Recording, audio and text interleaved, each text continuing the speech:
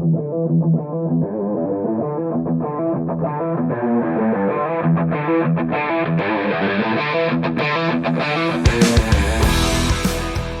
to the Automotive Diagnostic Podcast. We're going to explore ways to sharpen our diagnostic skills, find learning resources, and hear from experts in the automotive field. This show is brought to you by Auto Rescue Tools and Isaac Rodell. If you've been looking for a programming laptop, but you're not sure which one to buy or how to set it up, especially if you want to program multiple brands. You know, you've got some domestic vehicles, you've got European vehicles. Can the same software go on the same laptop? What size hard drive do I need? All those questions. Isaac's your guy. He can custom set up programming laptops that are ready to tackle any make or model. I got one of these laptops myself, and I can say that it is outstanding, and it really streamlines the process by having everything you need in one device. So if you're looking for something like that, I highly recommend checking out autorescuetools.com. You'll also find scan tools, diagnostic equipment, key cutting equipment, and much more. Check out the link in the show notes. I highly recommend it. Hey, what's going on, automotive world? Welcome to another episode of the Automotive Diagnostic Podcast. My name is Sean Tipping. I'll be your host once again for this week's a little bit late episode. Apologize about that. I was out of town, just not able to get everything together on the regular Monday release, but it will be next week. Anyways, this episode won't disappoint. We've got Brendan Sorensen on from Brisbane, Australia. Tommy was recently down in Australia. I was down there last year, and we've actually both worked with Brendan to do some online webinars for TAT, or the Automotive Technician. This is the company that Brendan works for, doing tech support and mediating between us to get us on board, doing some webinars for them. So if you're interested in that, there'll be links in the show notes as well. I recommend checking out the site and everything they have to offer. Brendan will talk a little bit about it in today's episode, so you can hear some of the stuff that they offer. But either way, really great to talk with him. I'm glad we finally were able to make our schedules work from across the world. So with all of that out of the way, let's jump into the episode. Yeah, we don't really have a plan, so we'll, all right. That's my specialty. Yeah. I'm sure we'll figure it out. But yeah, the closest bear that we saw, we kept hearing like people would be on the trails and they'd be like, "Oh, we just saw a bear down there," you know, and they don't want to screw with you. They don't, even the grizzlies, they just want to do their own thing. Unless there's cubs around, that's when you got to be real concerned. So we never actually saw any, but we have the bear spray. But 3/4 of a mile in the distance, you could see these little specks moving against the grass, and some people had some like monocular things where you actually see them pretty close, and it was a mom grizzly and her two cubs, and it was cool because you see the cubs like wrestling around, they were playing, and mom was like digging for something, like really aggressively digging, and she pulled up like a ground squirrel or something, and they devoured that thing. But it was pretty crazy because the mom at one point was getting pissed off at the cubs. They kept messing with her or something, and you could hear her like do the but from like half a mile away. It was so loud, I would just poop my pants if that was right in front of me. Fuck you. Yeah, see, that's that white people shit I'd be talking to you about, man. The fuck? Yeah, like we went through Banff and did a bit of Canada. It was a great trip, but because you're on those tourist trails, me being a tourist as well, but you see the ones that are like actively trying to search out the bears, or just the black bear on the side of the road. They pull the car up and they're getting out, trying to shake hands with it and stuff. You're like, what are you doing? Black bears are big ass dogs, from what I heard. Like black bears, unless it's the mom with cubs, and fuck that. You don't want to piss off any bear with cubs. Yeah, it's like supposedly if it's black, fight back. If it's brown, lay down. If it's a grizzly, just say your prayers. Yeah, we're just leaving. Hope you rode it well. Mm-hmm. At one point, one of the days we were hiking, we're up in the mountains, so it was cloudy Like we had really good weather, but one day it was cloudy and you're literally in the cloud. And so I can see maybe 10 feet in front of me and that's about it. And the park ranger walks by on the trail we're on. They're like, yeah, we saw some grizzlies out here earlier on this trail. And so like the whole time I'm just like I'm going to see one just pop out of the mist at me. And that we never did, but it definitely puts you on alert. Yeah, like I think those are way worse. You know, Tommy scared of these little spiders and snakes coming down and stuff. Hey, You know, man. it's like at least they're gonna kill you and you don't know I about can it. see Like, that it just motherfucker, happens. and I can shoot that bitch. Yeah, I'm in Australia. What yeah. am I gonna shoot it with? Like a blow You're dart? not just trying to put your shoe on and there's something in your shoe like trying to kill you. Like, come on. Fuck that. Those things give me the fucking creeps. I was at so I went to Brisbane and we spent like after the event we went exploring and they have the like going through the city, you go on like a ferry, which was super cool. And we made a stop at like a brewery and it was cool because you get to take the elevator up to like to the main road. And so Yeah, so that'll we be Felon's Brewery. Yeah, I know Felon, that yep, well. that's exactly there. That's exactly it. So I go to the bathroom, right, and it was like, I'm like, dude. I'm just going to. I open it. I turn on the lights, whatever. I'm like, hey, man. I'm like looking around. I'm like, oh fuck, dude, it's like damp and fucking like no lights in here, and it was just like, bro, I swear to God, dude, if I see anything moving, it's getting peed on. It's gonna get fucking peed on, dude, and I'm gonna Are start you crying. referring to what's in your pants as a weapon of mass Hey, fuck, destruction? hey, man, you gotta do what you gotta do, but oh man, yeah, it was. But it's funny. I didn't see anything at all. Like I didn't see not one spider, not one nothing. I didn't see jack. So Yeah, no, I it's think, it's honestly it's not that bad in the cities. You know, I'm yeah, Brisbane based, and I mean, sure, you don't have to get too far out, and you might have a snake or something, but it's like they don't want anything to know about you yeah. either. They, they just You want go to be your way, left I go alone. my way. I think these Australians just keep making fun of us Americans because you guys don't want us there. Fair point. So I get it. It's only the food and the guns that is going to get you in America, hey? Yeah, at least the food tastes good. Y'all, you guys really should have tossed the tea, man. Maybe you guys could have came up with a better breakfast than fucking beans and tomatoes. That shit's just Yeah, terrible. Fucking Vegemite. yeah. That's not actually it wasn't too bad. It just tastes like somebody left soy sauce on a fucking burner for 3 weeks until That's about it. until it became the consistency of fucking wheel bearing grease. Yeah, My that's dad it. loves it. I brought a bunch back from him. He's all about it. I didn't get it. I'm like, this is just like eating, yeah, But salt paste. okay, so here's my take, right? Like anytime that something is good for you, right? I know typically speaking, it isn't gonna attract your taste buds.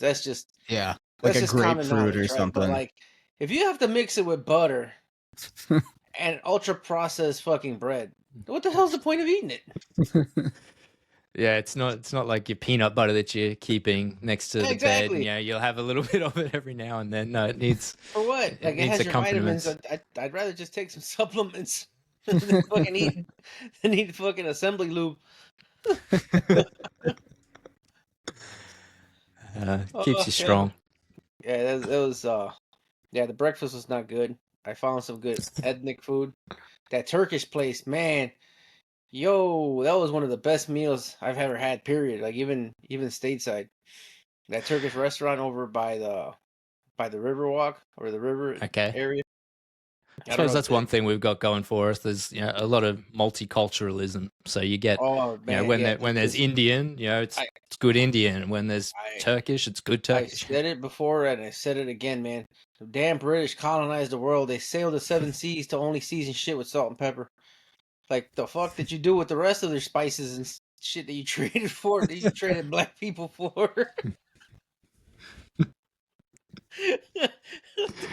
Oh, you sailed the seven seas and all you could come up with is fucking blood sausage and poor people food for breakfast? Really? Crumpets. Fucking You guys wouldn't have crumpets, right? Do you know what a crumpet is? what is a fucking crumpet I anyway? don't I So think haven't I've heard of ever crumpet, it. I had one. mean, think of it like almost like a waffle, right? But it's got like holes. So like a pancake when you're cooking it, how it kind of bubbles up. So imagine like heaps of bubbles that open up. So it's like this almost like a waffle, but with all these holes. And so you put honey in it and it fills it up. But yeah, I think it's like only an Australian and British thing. No. I think that's a Spanish thing. We do something similar. right? They're called, but not us Americans. In Guatemala, we have something called afuelas, and they're kind of fried, right?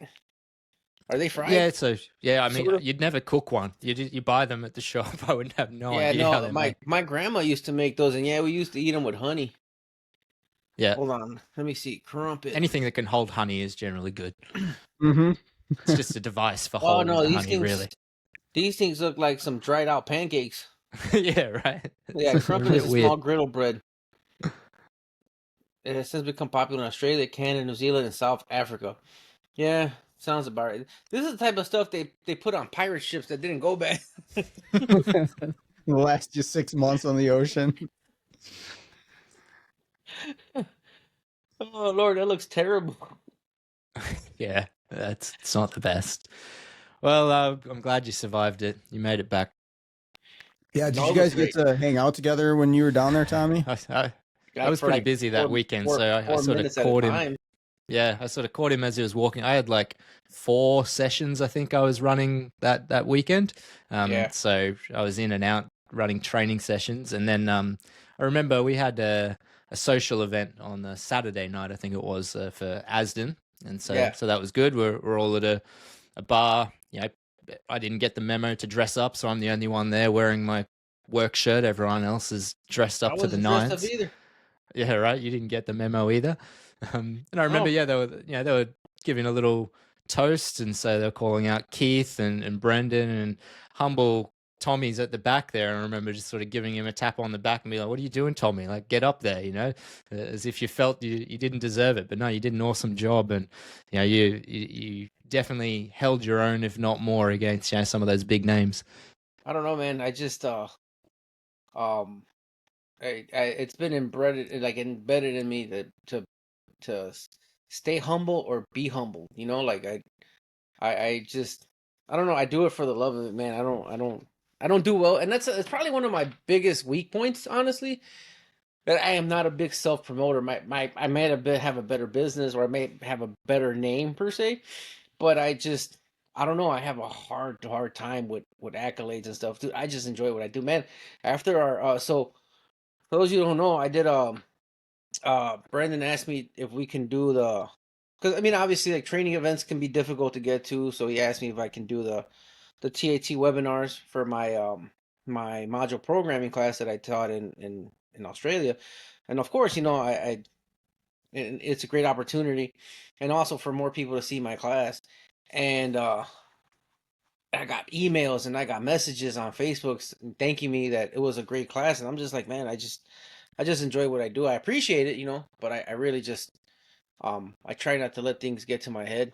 I don't know, maybe it's a fault, but I Yeah, do no, appreciate I feel the the same. comments. Sometimes you feel embarrassed almost to Yeah, pump your own tires up. So it's a good trait, I think.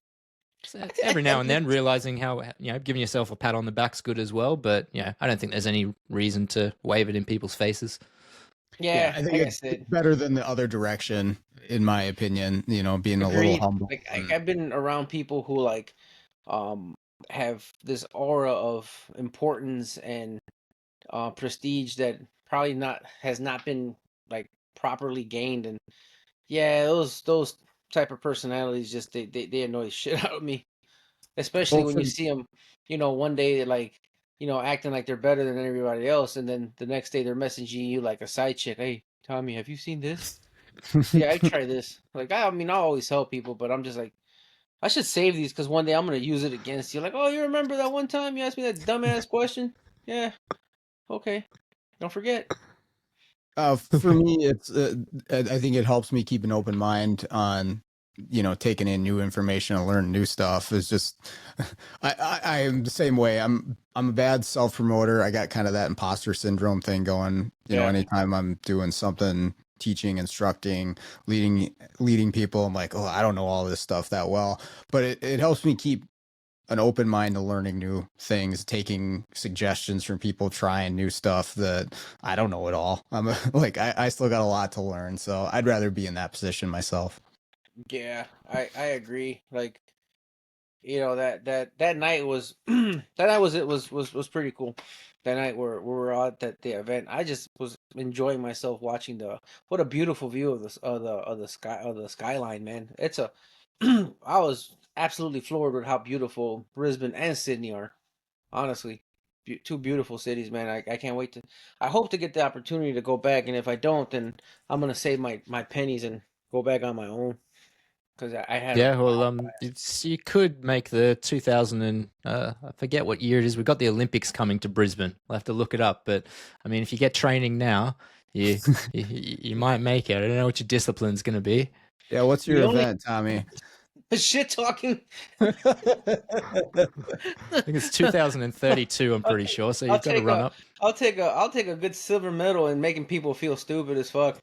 I think I that's I bet you could beat that Australian breakdancer from the last Olympics. oh, I'll break something, all right.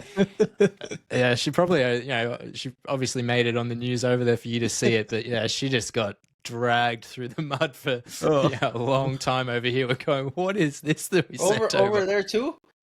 She's like, suckers don't even know what breakdancing is. She's doing all right now though, because she goes out and does like motivational speaking and stuff like that out of it. So I mean, if you live through that shit, you could live through anything. yeah, yeah.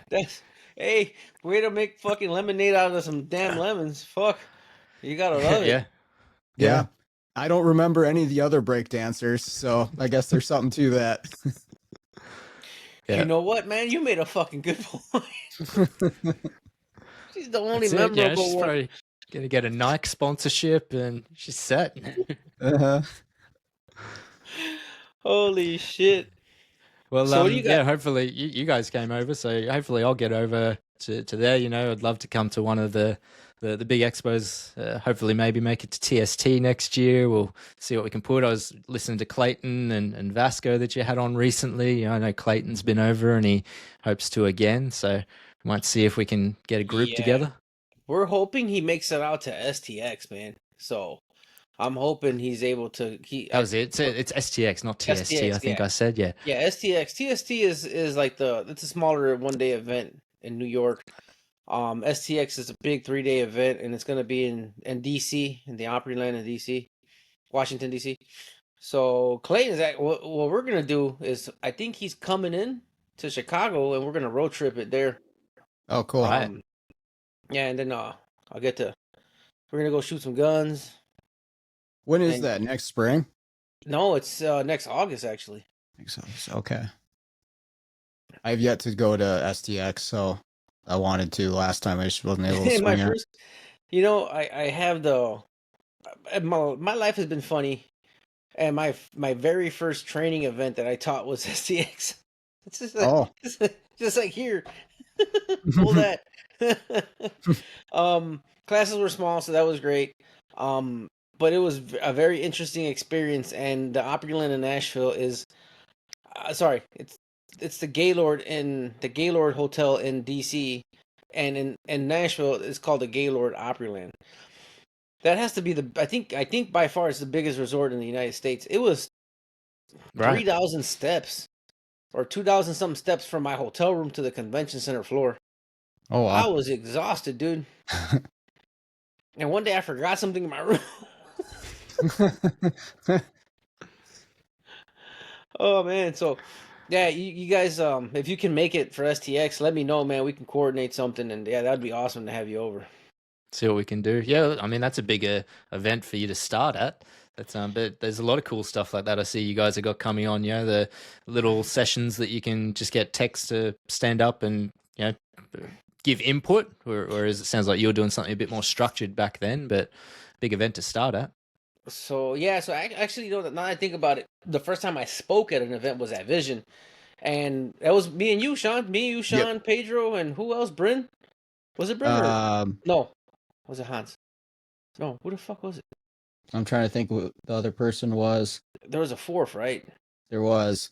Yeah, Matt Fanslow. He did a segment called Tech Talks, and pretty much, regular schmegular technicians just came up, and we just did we would do a kind of like a case study-ish or something. I think you did something on AI, right? Yep. Yeah, I forgot. Pedro did something bigger. I think he did something a little bit that took a little longer. He did like some general tips. There was like 10 different tips Yes, that yes, he yes. The had. general tips. Yep. I did my case study on global A transmissions on GM transmissions. You did AI, and man, who the heck was the other gentleman? Jesus, it's gonna hit me like at 1 in the Yeah. morning. It was 22, I think that was. So Yeah, I don't know. it's It's a been few ago. But yeah, so Fanslow is the one that came up with that, and he's doing it again for ASTA, I believe. hmm So, but yeah, That's so I that's think a that's really awesome. cool yeah, idea. that was the first time I spoke publicly. Um, and then STX. Then I did a couple of the Tech Fix training events, and then tools, and then auto care. Man, that was dope. Yeah, auto care Yeah. was awesome, man. No, it's getting good. Yeah, that's a pretty newish event, really. That I think we discussed. They do the big expo every year, and then they run auto care the off year, and it's more focused on training, and it's just getting bigger and better. Yeah, it's awesome. Yeah, yeah, it was really good. Might have to see if we can take a page out of your book and start to implement something like that, where we can give other people, the chance to just get up and start to say something, because Let's that's do it. where it comes from. Yeah, like none of Yeah, I these, mean, we can you don't we get can into run. this trade to become an instructor. It's you just hmm naturally sort of progress there as you take these little steps. One of the biggest issues I see here in the States is training kind of went a bit corporate for my taste, Yep. which is it's kind of not it's not all terrible and they're not all bad instructors, but like the premise behind it has kind of lost its focus and we keep going that route, we're not going to get nobody young and innovative. When are we going to get our next, Scott Shotton or our next, John Thornton? I mean, nobody's going to be John Thornton, but what I'm saying is you need to grow the opportunity to potentially get somebody that's up there to harvest because the next generation is here already.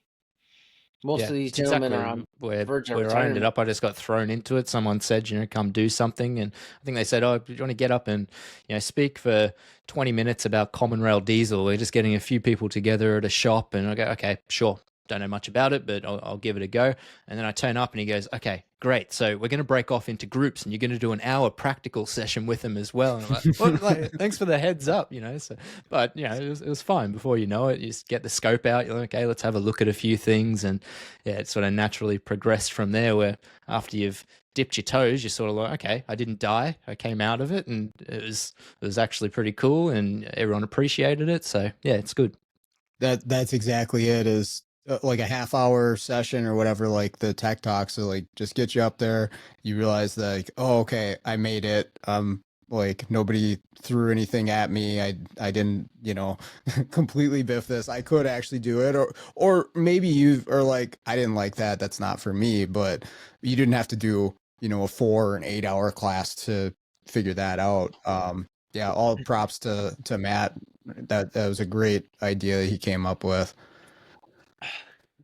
Yeah, that was fun. Yeah, Mm-hmm. I that was my first per se teaching experience, and I got a lot of positive feedback that day. I was shitting bricks. I was nervous. I haven't been a big public speaker, honestly.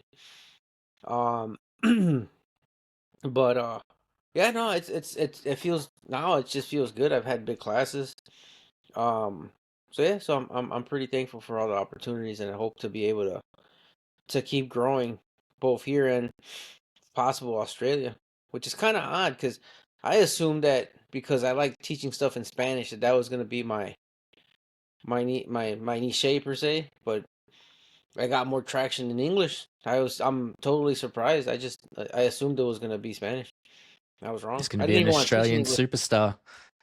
You're on It the other looks side, like, but man. yeah, I it's like, I got your buddy sorted the other night, oh and yeah, Gary he with trying to do yeah some Subaru stuff. Yeah, yeah. I'm hoping to see if I can establish. I'm gonna try to see if I can because I have some of the ASDN board members. See who I can connect with Azra. I think what you guys need is more of a liaison or somebody. It yep. can't be. It can't be me because of the time zone. But at least I can. give them some guidance on terms of like what needs to be fixed and addressed. But yeah, but Subaru is broken, and Yeah. when I was writing the class, it was broken. I couldn't get it. I could not gain access. Yeah, so for anyone listening, I'm sure you've heard these guys mention before, but Azra is like Nastiff over there, and so it's still finding its feet. It gives us someone to talk to, but by no means are they experts in every manufacturer. Yep. And so my friend Gary reached out. He was trying to do something on a Subaru, and I've never actually done Subaru stuff, but it sounds like they make you set up a remote desktop, and then because of that, you can't install drivers for your J box, and it's just some of these manufacturers. It's probably only going to get worse with all these Chinese vehicles that we've got coming in. It's just, what are we doing here? Like this is There has to 2025.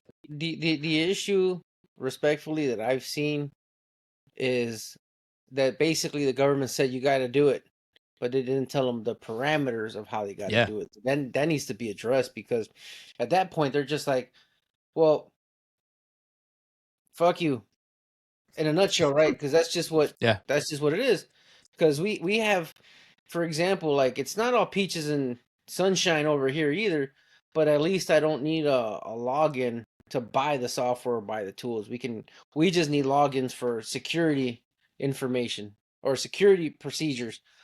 Um, but the thing with Subaru is that instead of giving them the software, they just basically said we're gonna let you remote in and install a virtual machine or a remote desktop, right? But the problem for Gary, I suspect, is that they never installed the Connect.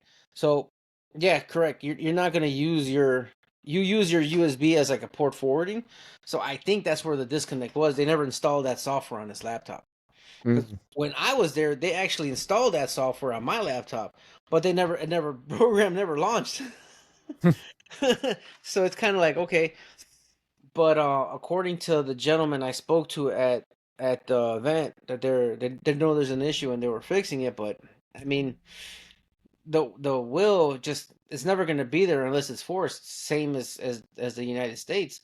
Our problem is they set up parameters, which is awesome, but they didn't set up like the availability of it, right? Mercedes is 30 something $1,000 4-year minimum lease up front.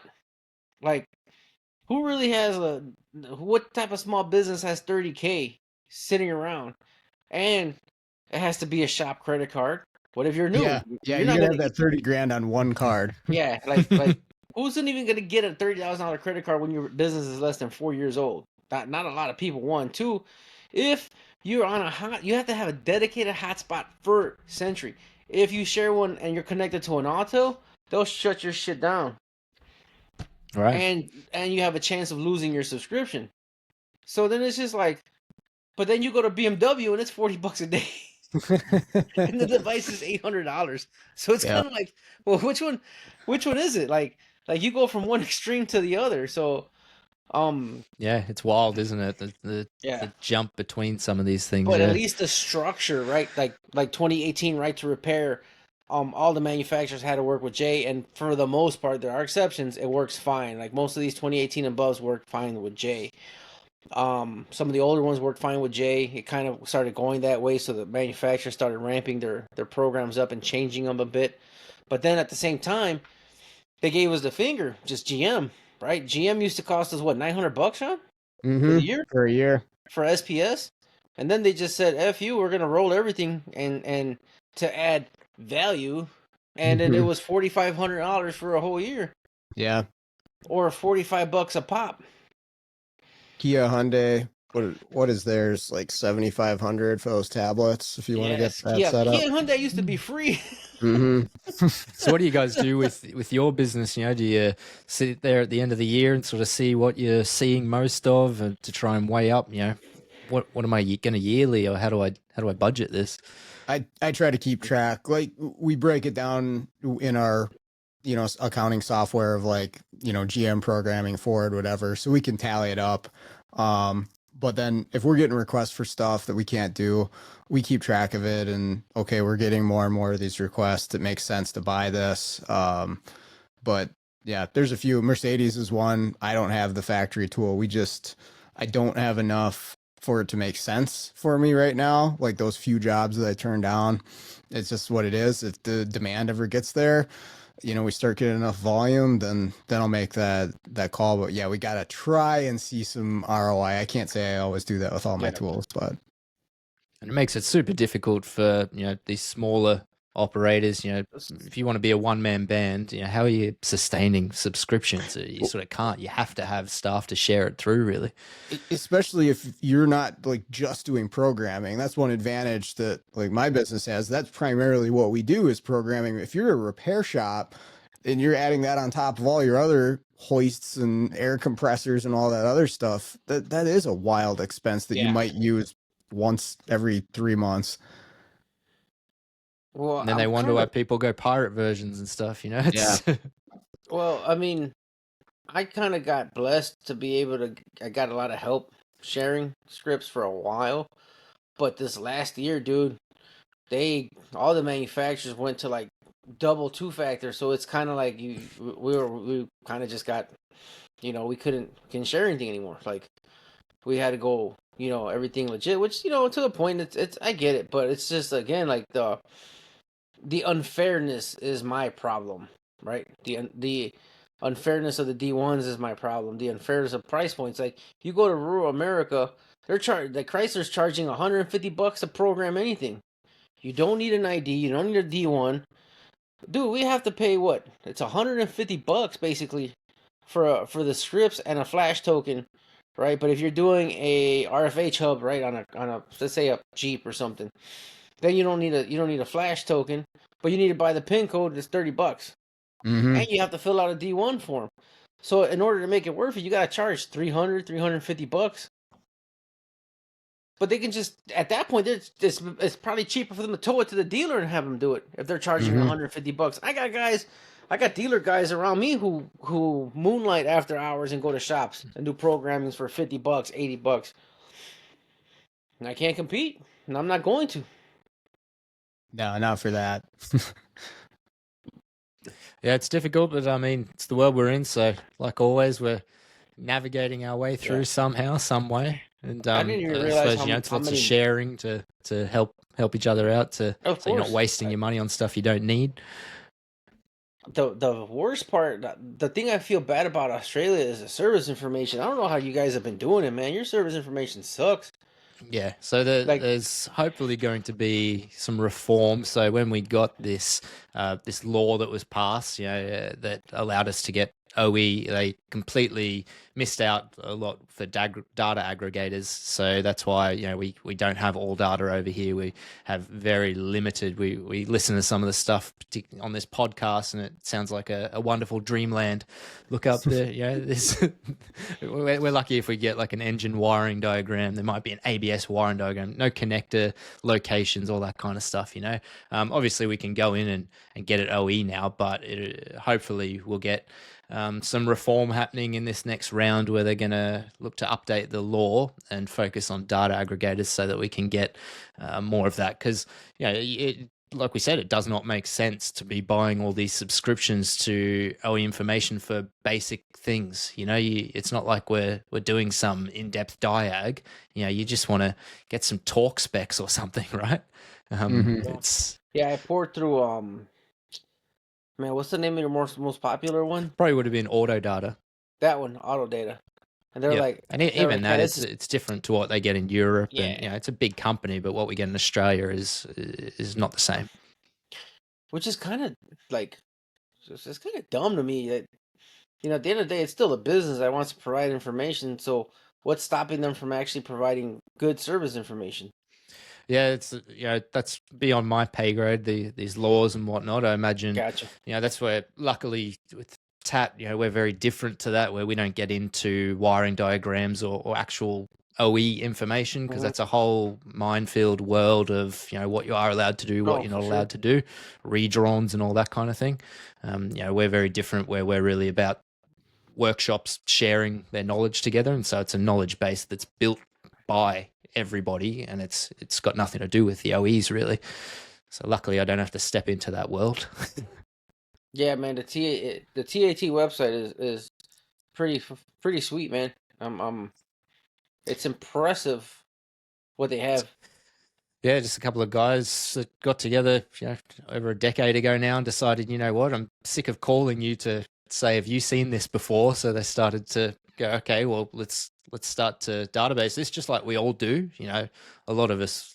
I don't know. Sean's got his notebook that he keeps everything in. Any good diag tech is doing that, and so why not pull them all together? It doesn't hurt me that you over in Chicago get to punch in a fault code, or see that this test is what I got this result for, and it's helping each other really. So there's enough work for everyone. Yeah, agreed. And why don't you share with everybody listening, if they're not familiar, like what your role is with them, what you do, and then anything else about the site or anything that somebody would want to know if they're unfamiliar. Yeah, so I'm definitely not in the sales department, so don't worry, it won't be a sales pitch, but to give you a bit of an idea of what it is. We'll have a free trial going up soon. I don't quite have that set up yet, but that'll be handy, so you guys can go check it out. But on the website, www.tat.net.au, you can watch a quick video on there that shows you a bit about what it is. But the crux of it is, like I say, main things we have repair solutions, which, think of that as like your Identifix type thing. So it's just one small part of what we do. But yes, there is that silver bullet type aspect to it, where it's member driven. So, if you have a problem vehicle, you find the fix to it, you put it in there and we format it so it all looks the same. Very similar to if you're familiar with DDTSB. So they run a similar model, but over in Europe. But then probably one of our biggest assets is the good scan and scope data. So we've got tens of thousands of captures of good module captures. So again, it's member driven. There's no way I could go and rent all of these vehicles or whatever and try and capture them. And it's just, look, that car comes in, it's just there for an oil change. It's got 30,000 kilometers or whatever that is in freedom miles, and take a capture of it. So just you're doing the reset with your scan tool anyway. It's plugged in. Why not go into the modules? Just press save. On a lot of the newer scan tools, it's very easy to just press print to PDF, and then we upload them there. So it's as good as having a known good vehicle out in the car park when you're sort of going, what should this fuel pump duty cycle be at idle and all those kinds of things. If anything, it's way easier than trying to dig through service information, because you're not trying to read through theory of operation or whatever. You're just going, well, here's a good one, and this is what it's doing. So yeah, heaps there. We do have a lot of oscilloscope captures as well, but that's a market where there's heaps of other places like that, the Pico waveform library and things like that. So I think the one that really stands out is our scan tool captures. And then where I have been frequenting quite a lot lately is in the technical assistance. So it is just as it sounds, when you've got a problem car, the membership gets in there, and we've got guys all around Australia at the moment. We're still fairly Oceania based, so Australia, New Zealand, and they're top guys in their field. So whether it be transmissions, diesel, hybrid, whatever it is, you put in a problem vehicle and we work through it with you to try and get to the end. And that obviously helps us, because that builds our database of fixes when we help you fix the car. So, it's a really big organized way of sharing information. And one of the latest things that we've been working on is our AI tech Tina, which is super exciting. I'm definitely a guy that's starting to get pretty excited about AI and what it can do, and dabbling in all those areas of how it can help in the workshop. And so we've introduced a model that we built instructions for, and she's got access to everything in the database. And that's the thing with AI, if you want it to work, you have to feed it really good information, or else it's just going to go try and look on yelp.com or whatever for how to fix a car. It's not going to work. Just whereas something like that. Yeah, that's it, So the benefit that we've got, I think it's going to be really strong going forward, is, well, she's got all this good data here. So she sort of becomes this researcher for you to be able to go through all that. And as that evolves, I think that's going to be the new way that we start to connect with these kinds of databases. We get something else, AI, to go and do the research And as long as you're a reasonable level, just a professional technician, that's where you get the best out of it. It's not kind of throwing a prompt into something and just going, car run bad, what is it? If you can start to talk to it about fuel trims and say, oh, this is what happens when I do this, or I just did this test and the voltage drop is this voltage, and give it specifics, then you can riff back and forward with it. We don't have to call Tommy anymore. You can shut down his chat hotline. Sweet. Can we make an AI cool. Tommy? Well, it might fit. So we've got a dick. We've got Tina and Tony. So Tina's the researcher. Tony's in the technical assistant. So when you put a technical assistance case in, Tech Tony chimes in there. And we might have to have Tech Tommy as well. It'll be sort of like he can roast you after you fix the car. Yeah, like how Musk has got with his Grok. How you can change different personalities. So do you want to talk to Tech Tommy? I'm worse with the Mexicans around here, like my Mexican mechanic buddies that ask me for help. Oh man, I'm absolutely brutal with them because it's just like, because it also gets like, helping is one thing, right? Like helping somebody, they're in a jam or whatever, but it's always like that old adage, man, teach a man to fish, right? Or feed him for a day. But man, it gets too comfortable. Like, hey, what do you think about this? What have you done? I don't know. What the fuck you calling me for? Oh, just in case you've seen something. Yeah, I have, but for fuck's sake, go do something, man. Like, go check them. At least check compression. Oh, what codes do you have? Oh, okay. Let me get on my little magic ball here and guess what kind of codes you have. So that's the biggest thing. At least that, man. Put a bit of effort in, and it's the same with AI as well. Talk to it like you're talking to another technician. Don't think that it's going to have a magic ball either. It needs some input so that it can give good output. So I'm a big believer of. I heard the saying that AI doesn't suck, your prompts just do. Yeah, that's. I think that's the two biggest things: is the prompts and then the data that it has access to. So. Like we're working on something internally, to link it with our database so that it's pulling from, specific information that we built, and that changes the output. And then, like you say, you give it the context, like give it as much context as you can, talk to it, like you say, and blab about every detail, and it'll take it and into account.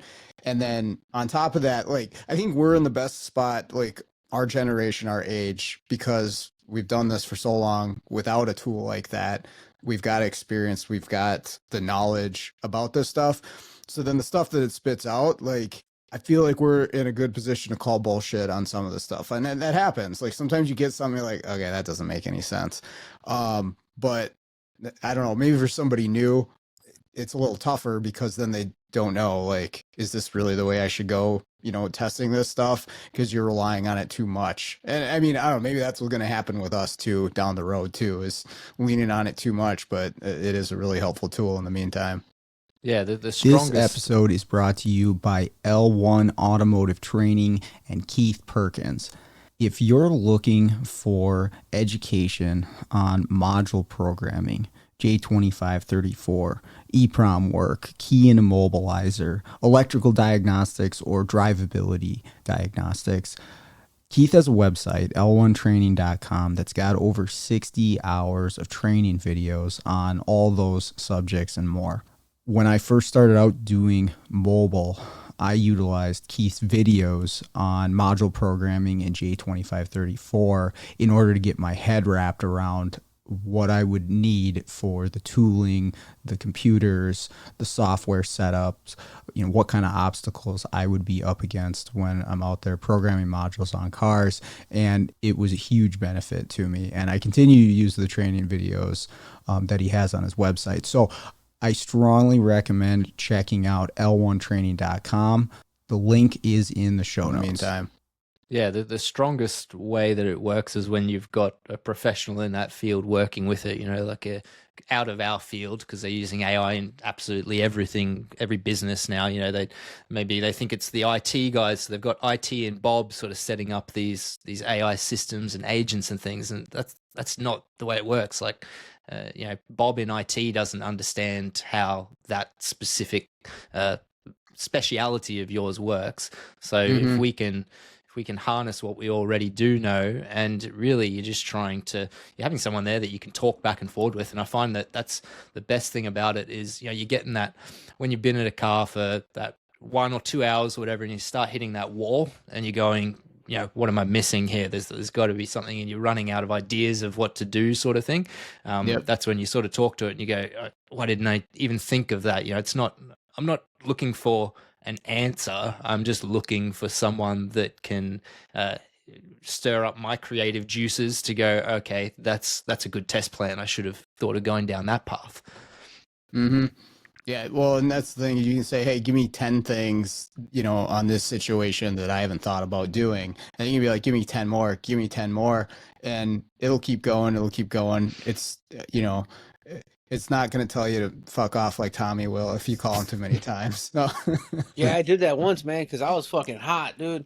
I'm just like, dude, you called me 3 weeks ago about the same fucking shit, dude. I'm not on your payroll. You don't pay me a fucking monthly subscription. Either fucking write this shit down or figure it the fuck out. He never called me again. I'm rethinking setting up Tech Tommy on the Tat side. I need to set up a separate complaints hotline. Hey, man, it's like the people at Tech Fix, man. They love me to death, but Jesus Christ, man, I get into so much fucking trouble because everybody's so like straight and narrow, and I just come in with like a sledgehammer. Yeah, it's understandable. It grinds on you, and there's just like you say, But there's then some here's the guys thing, right? that put the effort in, and there's some that they give you nothing. And here's the thing, like when I go to these training events and I'm trying to be like super professional, but you know what, man, I play around too much. I'm trying to be professional. Everybody asks me if I'm okay. Everybody asks me, what's wrong with you? You're so quiet. I was just like, man.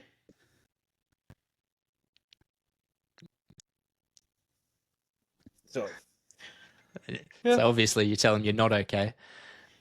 I mean, like, I just shake my head, then I start talking shit. They're like, yeah, you're right. Well, interesting how with the AI thing, how they were saying that when they changed to ChatGPT 5, so many people were using 4.0 as their therapist and stuff like that. Dude, what's funny is there's something we didn't realize in the automotive industry, right? We kept talking about how it can help us fix cars and blah blah blah. You have no idea how many customers come in sending me articles from ChatGPT to help me fix their cars. Yep. Yeah, we got an Well, email. it was Google. Now it's on steroids. Yep. We got this email just yesterday from, it was a guy.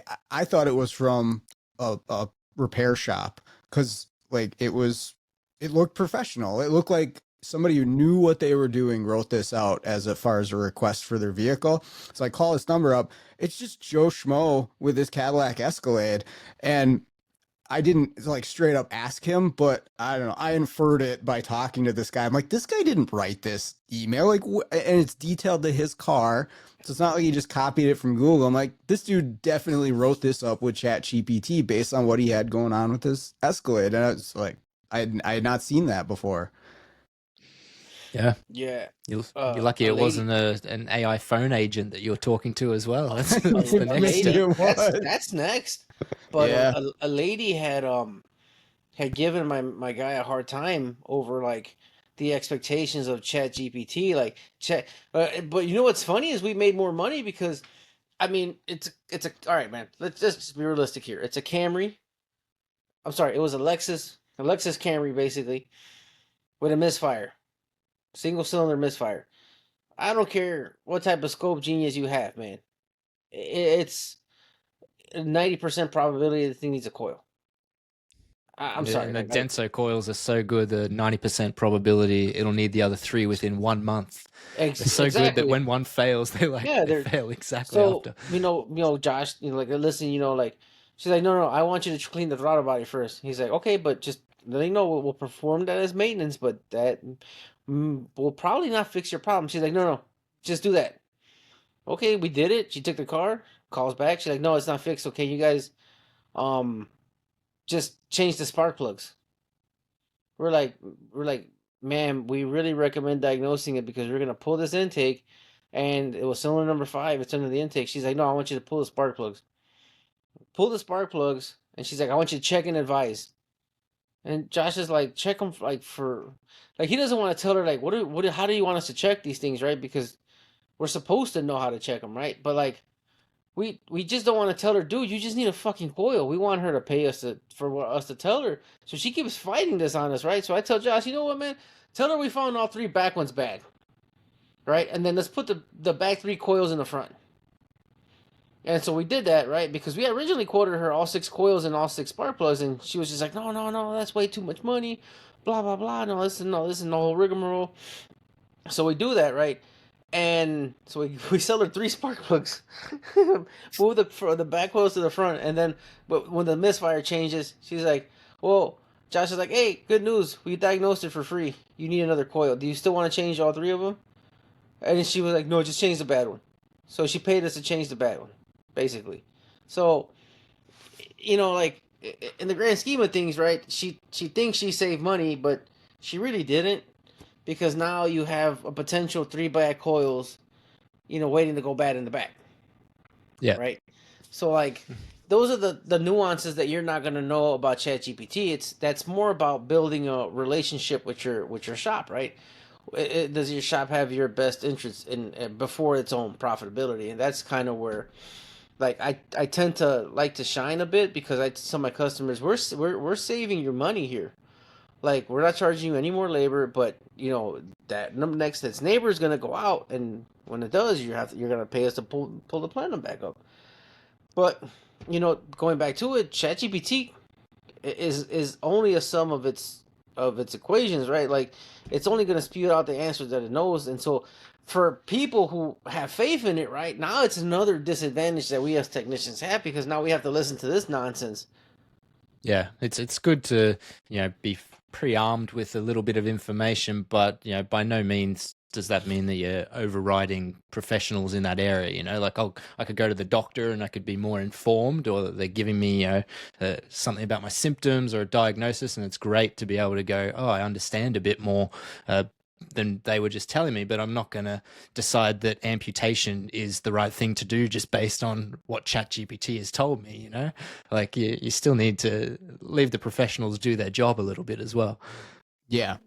And at least at this point in time, and I think at least for the foreseeable future, like, the experts in whatever field it is are still that, and you're going to be the best person to solve that problem that you're an expert in, right? Like, I can't just let my guys just, hey, use Chat GPT and you don't have to call me anymore for anything. Like, we're not even close to that yet. Maybe 10, 20 years down the road, but that'll be a great time to retire. Until then, like, the real experts in whatever field you're in, I think you're in a really good spot, because then you can use it as a tool to, increase your productivity, like we do with a number of different things, where it's not necessarily knowledge or solving a problem even. It's just like getting more stuff done or eliminating, like I've explained it on the podcast before. I use it to rewrite invoices for me. I'll just blab in, here's what I did on the car, here's the details, and then it spits it out in a real nice, grammatically correct, formatted version that I can put on the invoice. And then we have all the detail, looks great, and it's a fraction of the time it would have taken me to write down. So, like, you find those little tools, man, that's fantastic.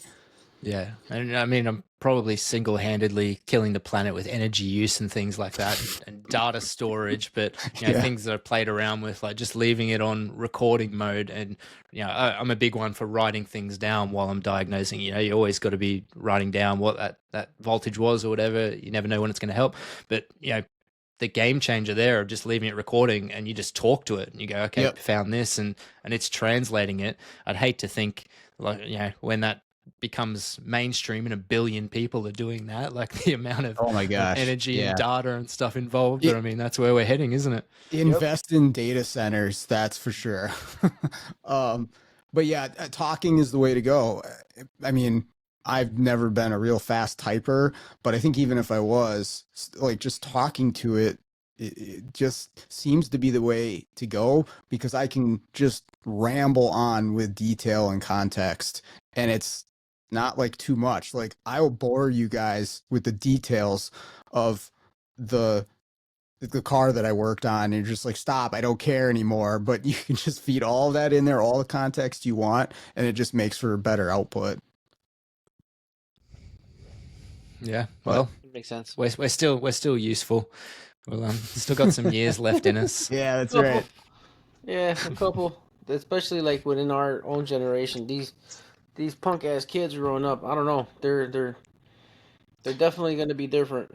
Their experiences are definitely going to be different than ours, man. Yeah. Yeah, like Sean said, we were in that golden era, wasn't it? You know, where you still had to put the effort in, get your butt kicked, and that's how you learn those lessons, and then you can utilize that knowledge with these, you know, newer technologies. Whereas, you know, just trying to go at it without putting in that effort behind the scenes, you're not going to end up with the same results.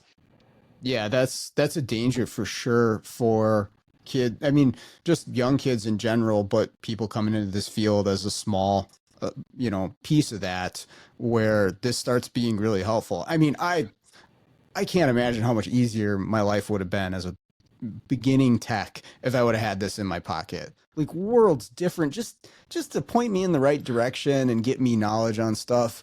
Holy crap. I mean, there wasn't even YouTube or Facebook back then when I started. I say that a lot, right? Like, oh man, I could have been a better tech or more efficient or blah blah blah. I mean, you really don't know, right? But you know, growing up in the time I did and how I had to learn and how quickly I had to learn is why I am where I'm at Yep, right now. 100%. So I don't know. I mean, it's really difficult to sit here and make the comparisons, but it's human nature to thrive. Like just look at TAT. If they would have had access to what we have, all data Mitchell and everything else, right? You know, forced by the government, they wouldn't exist. Yeah, it could Or be very different. Yeah. or it'd be something to like what we did here. Like if you remember IATN was in its glory days, man. IATN was the shit, and then it got bought out, and then after that, it went to shit. Like they really Facebook groups have become a sort of unofficial replacement, but there's no cohesiveness. There's no symmetry. There's just Yeah, everybody there's no throwing together. databasing of it. Yeah. No, no, it's like you type in a search, and if somebody had this issue, but it's like, are the data's accurate? Do I trust this gentleman that he actually did his diag? I mean, if I see Sean do something, Pedro, Pleasanton, or a couple of the solid guys have posted over the years, then I know I can trust their information hands down. But it's some Joe Schmo from Mississippi or wherever he's from. I don't know. I've had known good waveforms that I found on Facebook to be bad.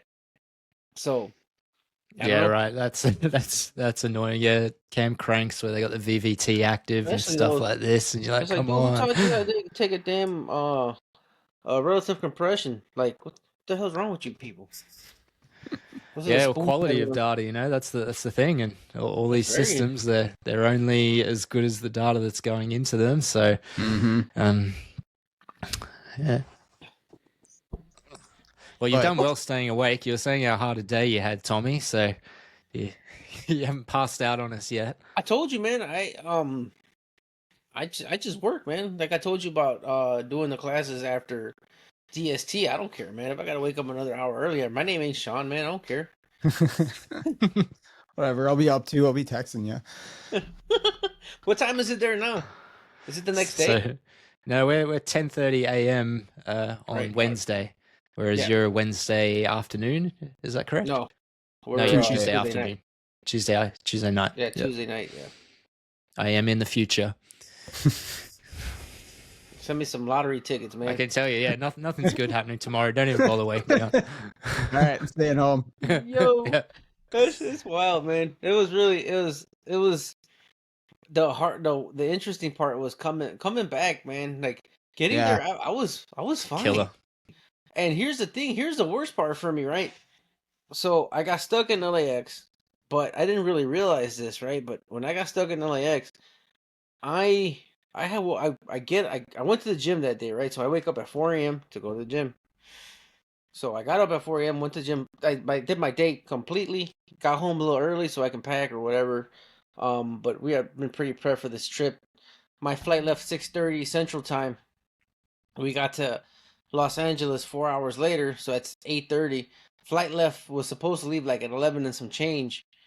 They were digging us around till about 12:30 Pacific time, right? So I made it to the room because they canceled my flight. So I made it to my room in Los Angeles at 2:45, close to 3 in the morning. Well, think about it. That's 5 a.m. Central Time. So I fell asleep and I didn't know why I woke up at like I woke up so early. I only slept for like 3-4 hours. I woke up like at 6 something, and I was up. Yeah, your Like your I body was knows what's going on. The yeah I body was up, clock is real. and I didn't really like process it until like I got back from this trip. I'm like, dude, why couldn't I sleep? I'm like, well, because it's it's 9 a.m. back home. Yeah. So then like again we go through the day, hang out with my buddy Caesar. The flight was leaving at like midnight or 11:45 in Pacific time in Los Angeles. So the flight arrives at 7 in the morning Monday. This is Saturday, so it arrives 7 in the morning Monday. So I can't sleep on planes, man. So I think I nodded off watching a couple movies a couple times. So I may have slept for like an hour in the total 15 hours that I was on this plane, or maybe more. That was I the don't same. recall. Yeah, I don't Yeah. sleep. I just So I couldn't do get it. there, and I'm like it was brisk that day, right? So it was pretty much the weather I left back home. So I was fine. I was in my t-shirt. The guy who picked us up, poor Josh, I kept making fun of him because he's in a heated Milwaukee jacket. He's like, man, it's cold this morning. I'm like, dude, this feels great. Like it was just a nice brisk morning, and I'm up the whole day, dude. Like then by 7:30, 8 o'clock that night, I'm just like, we're Yeah. having dinner, and I'm just like Just slapping this, yourself. like doing doing the weeble wobble. And I'm like, hey Yeah. guys, I'm really sorry, dude, but I gotta get the. So the next 2 days, yeah, about 7:38, I was like, holy shit, I'm dying. Um, I didn't get used to the time change until about a week, and I was in like New Zealand when I really kind of got used to it, and I got back home, and the first day I got home, um, it worked out because we get home, which is like always so surreal, right? I left at 8 some change uh Wednesday night, and I got home at 9:30 Wednesday night. Yeah, that was crazy. We did the same thing. We took off like Friday morning, landed Friday morning, like It's 16 hours. fucking wild. But Yeah. yeah, dude, like the days after I landed, I was kind of like, what the hell's going on? I This was is Body waking gets up fucking at just like enough 2 time to a.m. adjust. Yeah, Yeah. I was like, Is it dinner time right now? Like, I'm hungry in the middle of the night and weird shit like that. It took me like Yeah. about a week to get back to normal for yeah, dude. sure. And Yeah. literally, like, I didn't have those like that per se, but I definitely felt off for almost a Hmm. week, man. I get pretty bad jet lag. Like, oh, my, not just the sleep patterns, which are, obviously terrible, but my stomach doesn't know what's going on either. So it's like, why are we eating? It's 2 a.m. in the morning, and I can feel pretty sick for the No, first that's couple of just days. American Just as food. Sorry. Well, yeah, so I had that going down there. Like, I don't know if it was the airline food or just the travel in general, but my digestive system was yeah, wrecked for the first like 3 days I was in Australia, and I felt really bad. So I never told anybody like about this because they took us out to like really nice dinners and stuff. And one of them that I went to, like I was just dying. Like I was like, something's gonna come out of some man. It is not good, but I'm gonna go. And it was such a nice dinner, and I'm just like, I kept eating. I kept eating. As soon as I went back to the hotel, just I went to the bathroom and just rolfed. I couldn't hold it anymore, but I didn't tell anybody because it was such a nice dinner. I'm like, I feel bad. You know what's messed yeah, up, man? I don't do well in like upscale and like bougie restaurants. I'm not a big fan, dude. I'm the type of guy who like I'll find some street food. I'll sniff out some food on like I don't care. Like I don't know. I'm just a simple dude, man. Like I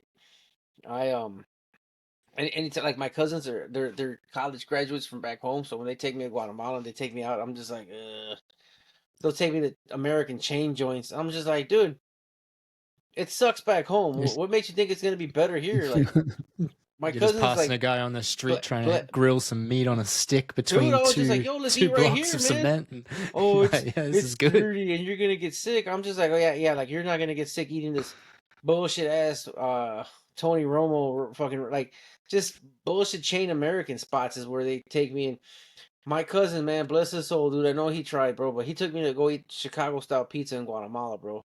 That shit had hot dogs in it, dude. I almost threw it at him. I was just like, what the fuck is this? And he was just like, oh, what'd you think? I was like, oh yeah, it's great. I'm just like, I wouldn't feed this to my dog, man. This was disgusting. It tasted like the sauce tasted like ketchup. It was just gross. Yeah, I'm just like, dude, I want to eat something that I can't get back home, man. That's literally all I ask for. Like, but man, let me tell you something though. Those motherfucking Tim Tams, Jack. Oof. Yo, This is a recurring theme now. You bring it up on every man, that's my podcast. nickname. You're addicted. Yeah, man. What is it? Tim Tams?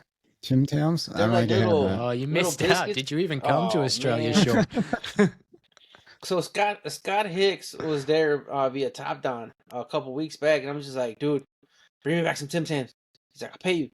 He's like, what are these? I said, listen, man, you like snackies and stuff, like Oreos and stuff? He's like, oh, hell yeah. I said, don't open them. I'll be back in 20 just 10 seconds. Yep. 20 minutes later, he fucking messages me. He's like, you fucking asshole, I ate the whole fucking bag. They're like little chocolate wafers, like little biscuits. Okay. Basically, like two. Think of a chocolate Oreo, but Yeah. like instead of a circle. Well, I'm just gonna have me a little You got a snack. box right there. Just gonna have me a little snack here, Tommy. Oh, Do some ASMR now, hey? I hope you get the runs. Oh, there's so I got Yeah, three. I got good I got time. 3 left, Chocolate. man. I'm eating once every week. I blazed through the first pack, and then the second one, I'm like, all right, I'm gonna take my time with this one. Set up a little romance with it, get some candles going, and Yes, open the sir. pack real slow. Glass of wine. Oh, dude, and then like they there's like a wall of them, right? All different flavors and shit. And then just looking at them all, I'm just like, man. New Zealand has some really good chocolate though. Whitings, or Maybe Whitings, yeah. I don't know exactly, yeah, it starts, but it starts with a W. But man, that chocolate was really good. I brought some back to give out to some friends and stuff, and it was just phenomenal. The snackies in the United States just fucking suck, dude. yep.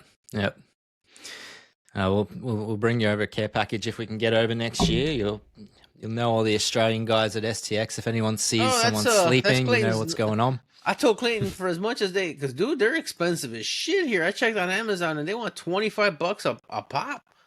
Yeah. So I'm like, Yeah, dude, it's hard like, with I get Amazon it. because you're sort of like, I see that you're giving me Prime free shipping, but you've also inflated the price of the thing 3 times Yeah. to obviously include the shipping. What's the name of that chocolate from Wellington's? Or it starts with a W, man.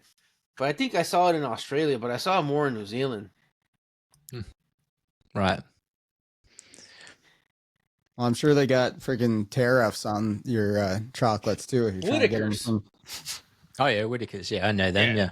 Yeah, that's some good chocolate right there, man. And the thing is, like, it didn't make me feel like shit. I felt like a fat ass, but I didn't feel like shit. No, we go okay for just a bunch of convicts that got left on an island. We've got a few things going for You know us. what I liked about the Australians? I tried making them uncomfortable, and nothing really worked. I even hit them with a penal joke.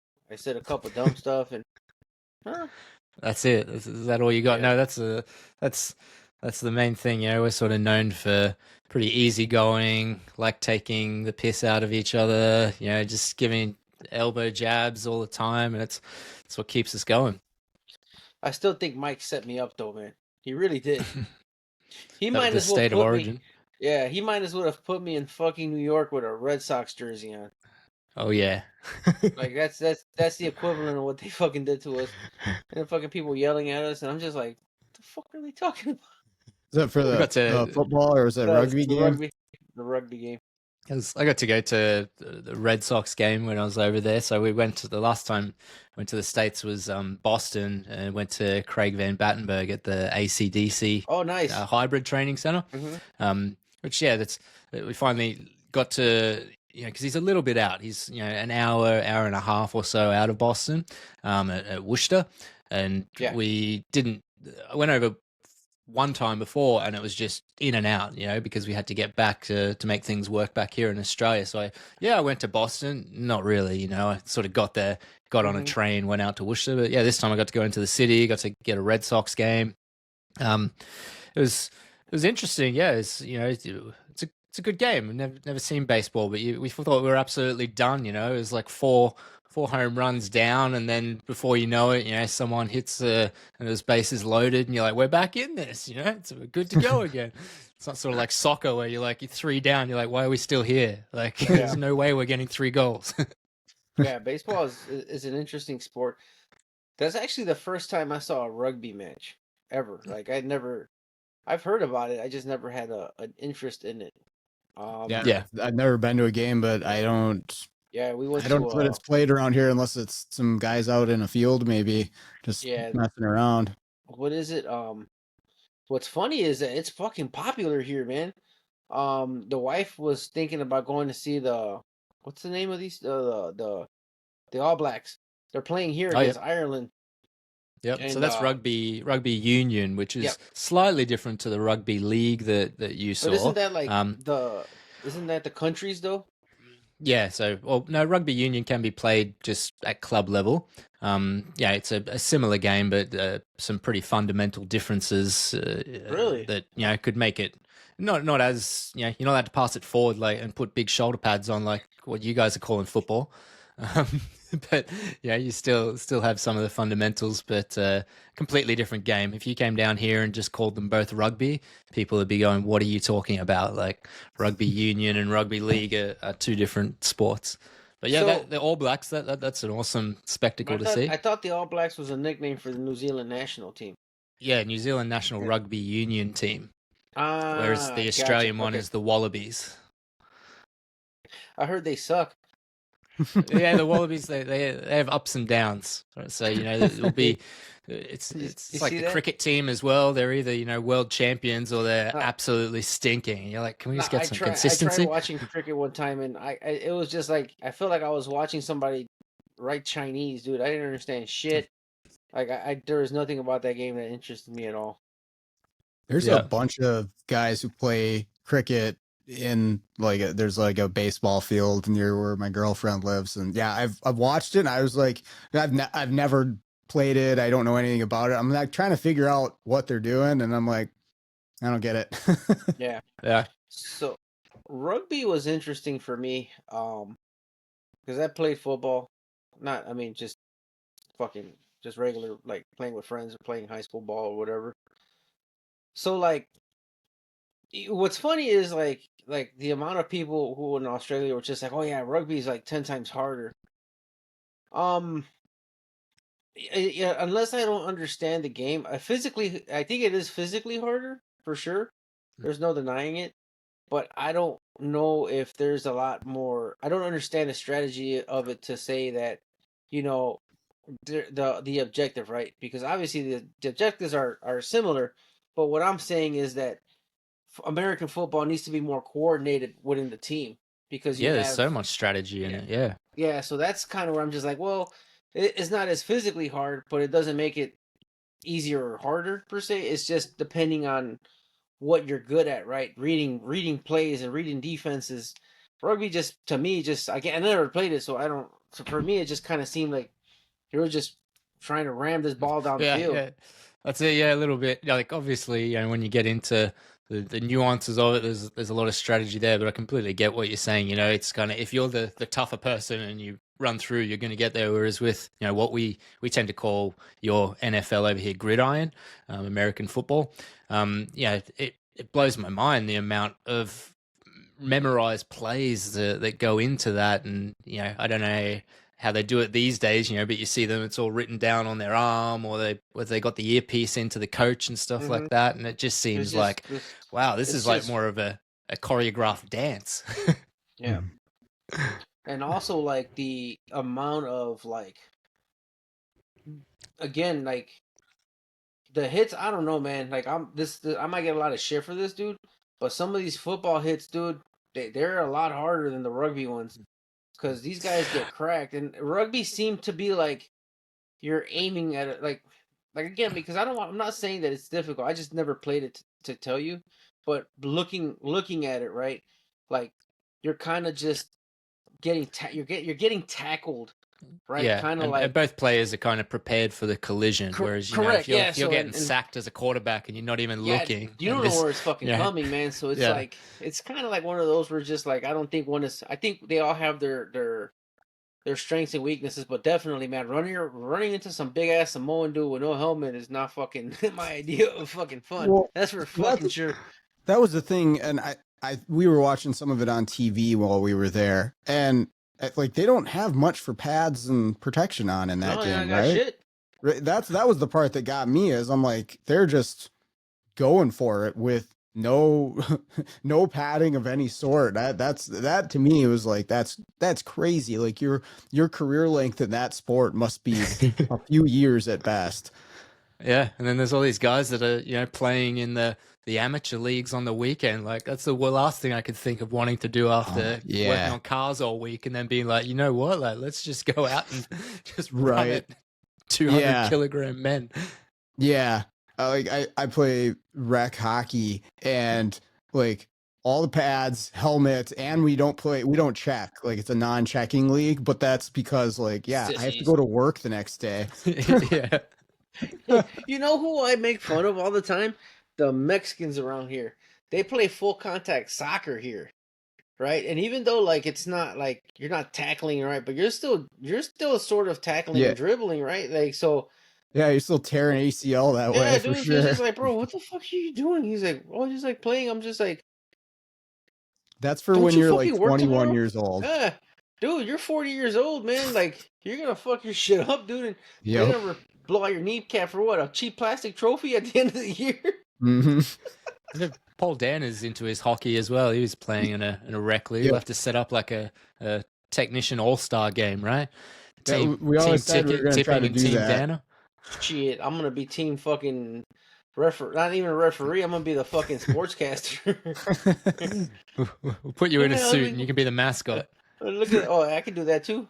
But I ain't skating shit, man. We were poor, man. So I played hockey as a kid actually, but we were poor though, so we played floor hockey. Okay.